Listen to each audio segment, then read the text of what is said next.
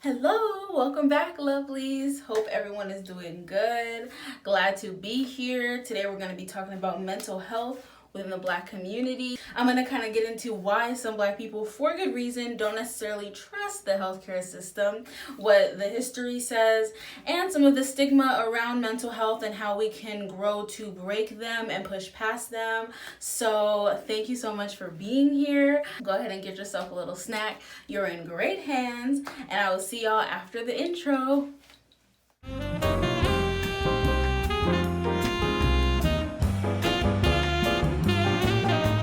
So I'm gonna jump right into a statistic. This statistic was given by Mental Health America, and the statistic reads that 13.4% of Black people are in the U.S. So of all the populations in the U.S., there's about 13.4% identify as African Americans. Of this 13.4%, 16% of folks in the past year have reported, needing or, experiencing some kind of mental illness. Now, mental illness and having, issues around mental health are very different. A mental illness might be something, like bipolar disorder, depression, schizophrenia, things like that. So that is like a mental illness. But then there are, probably a lot of people who maybe wouldn't have one of these illnesses, but feel like they just need someone to talk to, or maybe have experienced a past trauma that is still affecting their everyday life. It's still affecting how they treat people when it comes to family or dating or friendships or things like that, their children. So there's a quote that I'm just going to read verbatim from Mental Health America, this website. I, of course, will put the link below if anyone wants to get more information according to the article. The historical Black and African American experience in America has and continues to be characterized by trauma and violence more often than their white counterparts, and impacts emotional and mental health of both young adults and adults. And a lot of people just feel like, okay, well, like mental health, it's just your mind, I don't know, it make it seem like it's just not that impactful. But a lot of times, your mental health affects everything. It affects your body. We hold a lot of stress in our body, whether, you're like very like, your shoulders are up or your jaw is clenched or, things like that. We hold a lot of this stress. So it's definitely something that is not necessarily just, mental. It could also bleed into physical and, again, your relationships with folks. So just really understanding the importance of, making sure your mental health is in check.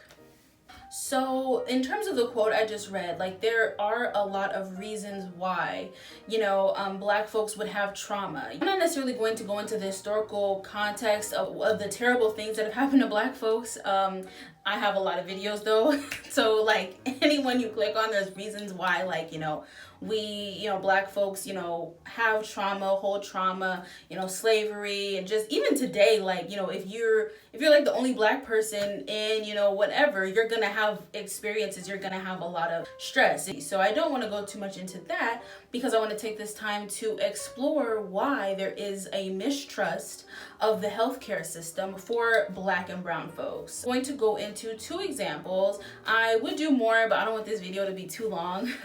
So in terms of the historical context, one might be something you all might be a little more familiar with is the Tuskegee study or the Tuskegee experiment. The Tuskegee study took place between 1932 and 1972. And it was essentially when a lot of impoverished Black men were lied to by healthcare professionals and told like, okay, if you, just conduct these studies, I'm gonna be very vague about the studies. I'm not gonna go into it. You're gonna receive free healthcare, all these medical benefits. But what was actually happening was that they actually were not promised free medical health. So a lot of it fell through and the men were injected with syphilis.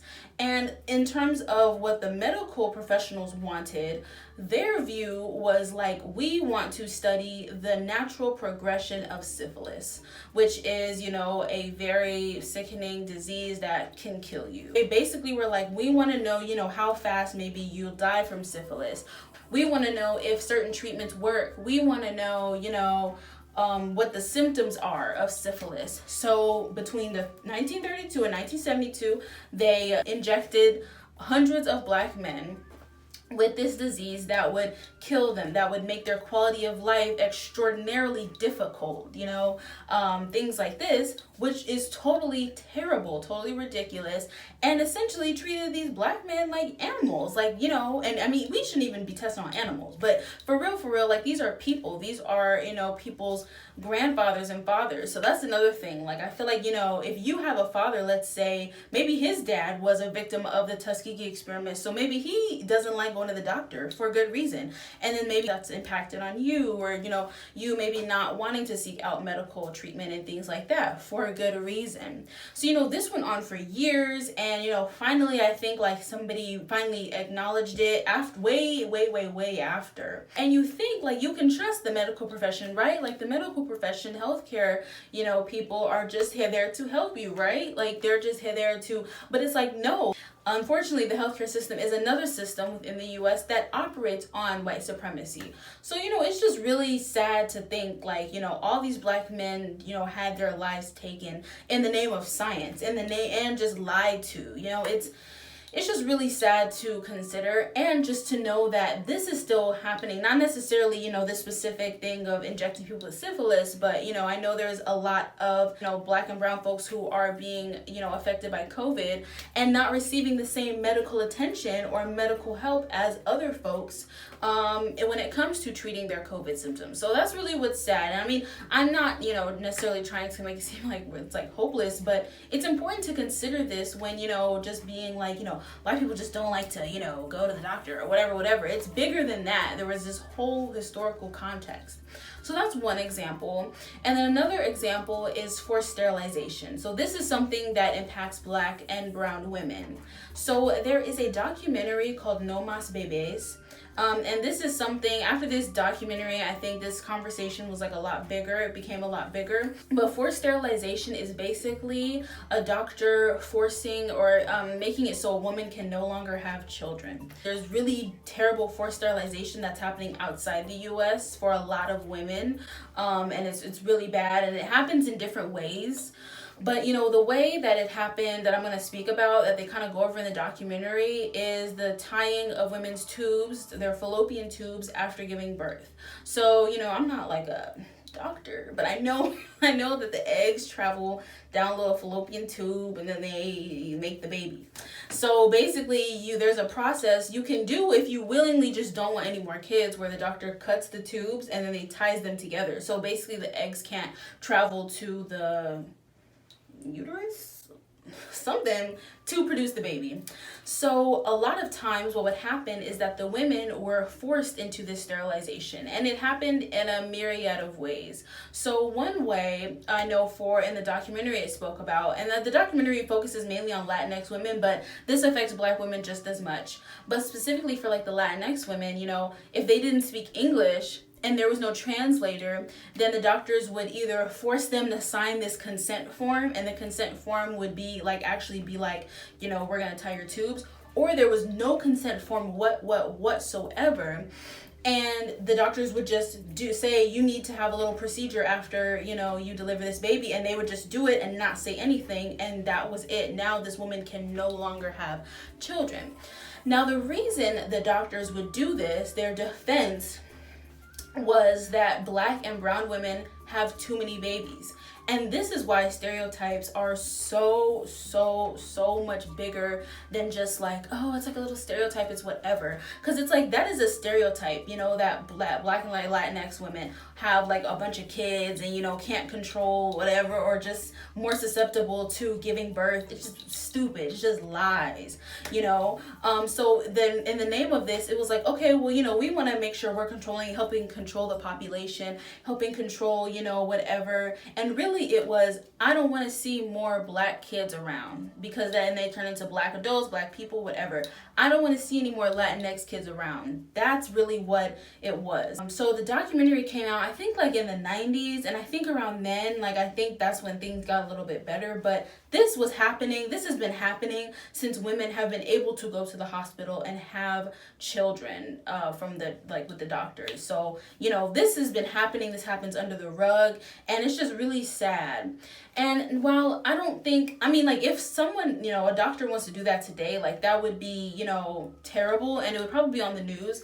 But another way this is actually still done for, you know, people who, I know there's a lot of research about this, is that a lot of Black and Latinx women who are middle class actually are forced told that they need to get C-sections when they're giving birth. And this is why a lot of women advocate for a doula or midwife. Because, you know, a lot of times if you need a C-section, the doctor will tell you ahead of time. Not all the time, you know, I'm not saying it's, you know, sometimes if the babies come in and it's just breached or it's a different way, they're like, we need to have a C-section. But a reason that it's done to a lot of middle class women is because the doctors are like, well, we need some money. Like, this is a good way to get some money and to stop women from continuing to have a bunch of kids. Because the reality is that if you have a C-section, if you have one, it lowers your chances of continuing to have kids in the future, because, you know, it's a cut, like they cut your stomach open and take the baby out, and your stomach can't always continue just to be cut all the time, you know, for this. So this is unfortunately another way that today women are being kind of like, you know, forced into not having as many kids in the future. So, you know, it's really sad. It's really deep. But again, this is why some women advocate for a doula, or maybe, you know, do home births or natural births, or, you know, just really make sure they're looking at their doctors before, you know, giving birth or whatever, like making sure their doctor is trustworthy, or making sure there's someone to advocate for them, to be like, she does not want a C-section, the doctor's told her she doesn't need to have one. Like, it's just different things. Unfortunately, these are ways the healthcare system continues to restrict Black life. That is just two examples that I wanted to explore as to why some Black folks may not want to trust, you know, any healthcare system whatsoever. So I want to get into the stigma of mental health, because I think the stigma of mental health in the Black community is just strong, honey. It's strong. It's not good, you know? So I think, you know, speaking of strong, I think Black people are, you know, meant to be strong, right? Like, Black women, we're supposed to be strong, you know, we're angry, right? We're always angry, we're overreacting. So this means, you know, we need to hold it together. This means that we can't ever be seen as angry or upset or whatever, right? You know, our ancestors were slaves. So like, if they got through slavery, we can get through this, right? You know, like, and I'm not, of course I don't agree with this, but this is rhetoric that's pushed down.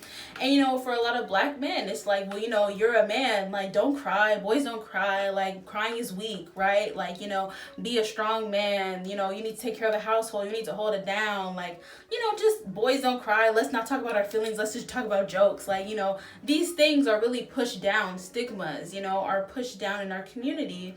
And it's really harmful, because the thing is, it's like, mental health is wealth.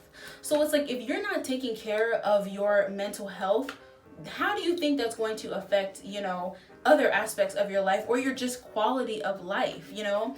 And unfortunately, that is what the oppressor wants. That is what the oppressor wants. Like, the oppressor wants you to have these problematic ideas, because that means that you're not going to want to go seek out help, or you're not going to want to lead a positive lifestyle, or you're not going to want to, you know, just be conscious of how important your mental health is, because, you know, they want you to lash out at your wife. They want you to lash out at your boss so you get fired. They want you to, you know, go through traumas and hurt yourself because you know, just can't get through it. They want you to hurt others. Like, this is what they want. And this is what happens when your mental health goes unchecked for so long.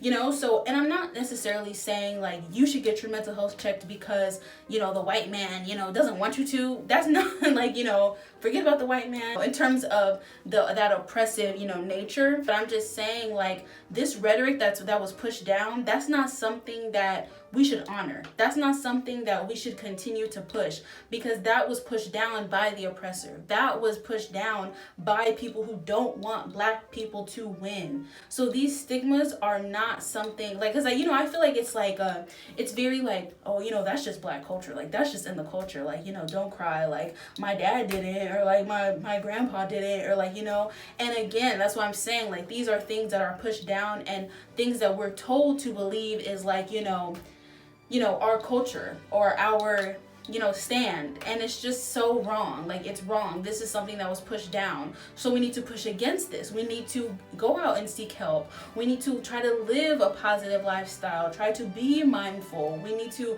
try to honor our mental health. If you have unchecked trauma in your past that you're still acting on, it's important to get the help about it and not just kind of take it on the head and be strong because, other people had to deal with this and we're, we got it good. Pushing against the stigma is important. So one thing I want to talk about is access, because I feel like, there's people just be like, yeah, just go talk to a therapist or just make time to do whatever. And it's just like, who has the time? So, I do feel like I just want to make sure I just briefly just touch on access, because we're Black folks. Like, for Black folks, we're busy. Like, we are booked and busy. We gotta make sure we stay afloat. We gotta make sure we can afford, X, Y, and Z. Maybe you're a single parent taking care of kids. Like, you might not have the time or the money to sit up and talk to somebody. Maybe you are a millennial that needs 20 jobs to stay afloat, like me. You might not have the time or money to seek help. So, I think it's just important that I at least, touch on that. Access for Black folks is hard. I'm going to get into some resources that are either free or online or specifically tailored to Black folks, but before I do that, I also just want to lastly mention that, mental health is worth the investment. Mental health is worth the investment. It's worth the investment of your time and of your money. It takes time to find someone you like, but it's worth putting that in, right? It's important to invest in yourself, like, all the time. And I mean, I just say that to say, I think a lot of times people are like, well, I know drinking water is important, going to the doctor is important, getting my COVID test is important. Get that. It's usually free. That's important, but mental health, that's just something, rich people do, or that's just something, that I, maybe one day when I have some money or have some time. No, because you're never gonna have the money or time. Especially if you're Black, you're never gonna have the time. At least money, we trying, but the time, so it's really important to make sure we carve that time out in our schedule, because it's just as important as drinking water. Comment below if you feel like this is something that is worth the investment.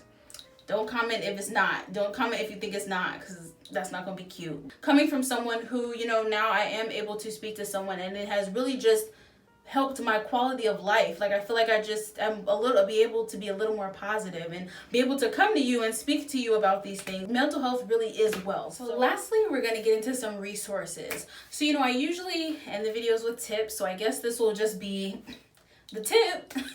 Invest in your mental health, and here are some ways to do it. Two platforms I spoke about in a previous video, I forgot which one. BetterHelp and Talkspace. So like literally www.betterhelp.com, www.talkspace.com.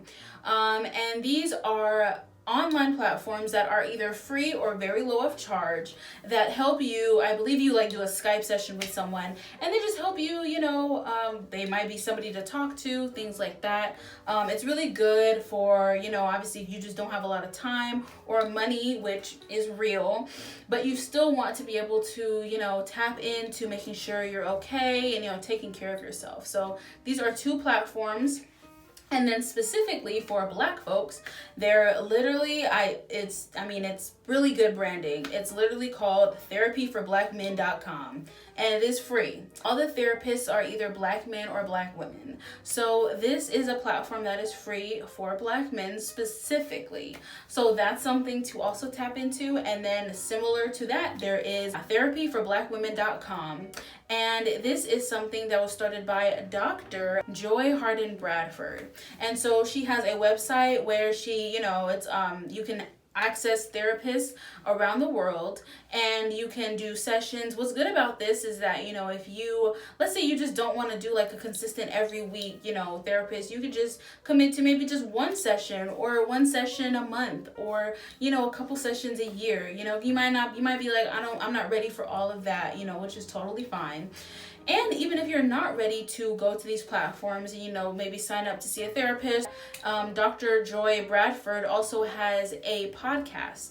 And the podcast it's on Spotify. It's literally Therapy for Black Girls. And she talks about, her experiences being a therapist and the things she's learned and the things that she wants, Black women to hear in terms of getting help, having our mental health checked, things like that. So these are some platforms and resources that are catered to specifically for Black folks that are either free or low of charge. But again, the investment is worth it. The time, the money is worth it if you are able to do it. And I will, of course, put the links in the description boxes so you'll not have to go too far for this information. But yes, thank you so much for sitting and watching this. Maybe you're someone who you're like, okay, I want to, make sure I'm checking in about my mental health. Or maybe you know someone who really needs to hear, what I have to say here, that your mental health is important to check in on. So you maybe want to send this to them or whatever it is, maybe it's a family member, things like that. Just really making sure we as Black folks, take care of our mental health. We go through a lot in this America. Research says it, I say it, people say it, we know this, we go through a lot. So we need to make sure we're taking care of ourselves. I said it once and I'll say it again. Mental health is wealth. It is worth it to put effort into. Long are the days of boys don't cry, we don't need this, Black women are strong, we're strong, we don't need, no, those are gone. It takes strength to be vulnerable. It takes strength to speak about your issues. That is a sign of strength. It's not a sign of weakness at all. We are strong, and this is what strong people do. This is what people should do. This will help our quality of life. It will help your quality of life. So, just really honing in, it's important to do this. So thank you so much. I hope that you really took something away from today. Black knowledge is Black power. Black knowledge is Black power. And I will see y'all soon.